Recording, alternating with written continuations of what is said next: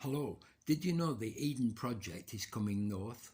You know the Eden Project in Cornwall?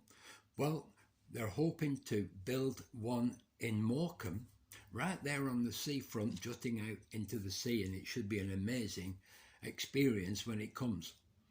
Well, did you know that God has had an Eden Project ever since Adam and Eve rebelled against him, and he had to banish them from the garden and also from the tree of life, because if they'd have eaten of the tree of life, then they would have lived forever in that sinful state. And God, ever since, has had the Eden Project. That is, he wants to get us back to Eden. He wants us to get us back to living a fruitful, joyful, fulfilled life in a wonderful world. Now, you might say this is unusual. Surely that's going to be when we die in heaven. Well, no, God actually promises it here and now. So let me read to you from Proverbs chapter 3, verse 16. This is what he says. Long life is in her hand. In her left hand are riches and honour. Her ways are pleasant ways, and all her paths are peace. She is a tree of life to those who embrace her. Those who lay hold of her will be blessed. And what it's saying is, it's speaking about God and his wisdom, his way of doing things. And it says, if we come and listen to God and his way of doing things and trust him and follow him, we will be at peace. We will have length of days. We will know real joy in our lives and be blessed. The word blessed means to be favoured, just like Abraham was favoured by God, or Joseph, or David, because it means that something's happening in our lives that we can't explain, that something bigger and more wonderful is happening to us that we don't deserve, but God is giving us just the same. And it's making a difference to us, and it's making a difference to those around us, and they can see it. And God says, I want to bring you back to Eden, to that place of joy and of peace and of rest. The Bible promises a place of rest. Now you might say, but wait a minute, we're in the midst of a chaotic world. We're in the midst of a broken world, a world riddled with disease at the moment.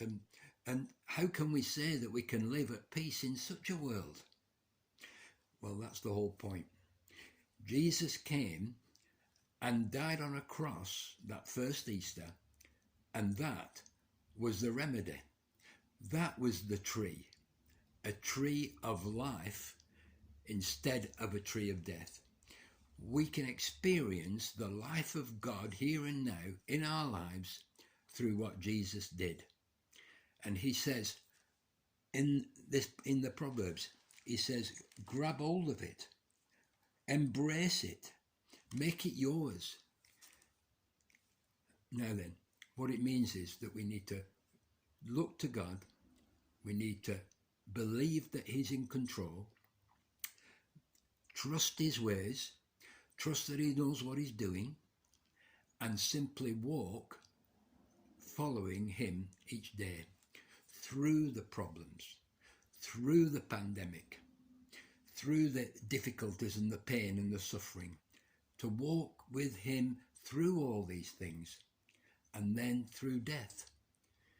And when you do that, you will experience what the Bible calls the rest of God. That is his peace in the midst of a crisis. Remember what Jesus said, my peace I give to you, my peace I leave with you. It's an inheritance. It's something he wants us to experience, not just in heaven, but here and now. To be in Eden in the midst of Bolton, to be in the midst of Eden, which is God's wonderful paradise, here and now in the midst of the conflict. You know, Morecambe used to have a motto, and the motto read like this. It said, Morecambe is where beauty surrounds and health abounds. And the Eden Project have taken that, and now they've said, not only does beauty surround and health abound, but also nature astounds. And to be honest, that's a wonderful description of the life that is in Jesus. Because when you see things through God's viewpoint, when you trust him and you walk with him every day, then you start to see beauty surrounding you. You start to have spiritual health deep within you.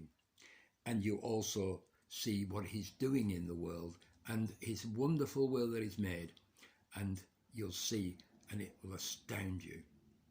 So why don't we get back to Eden?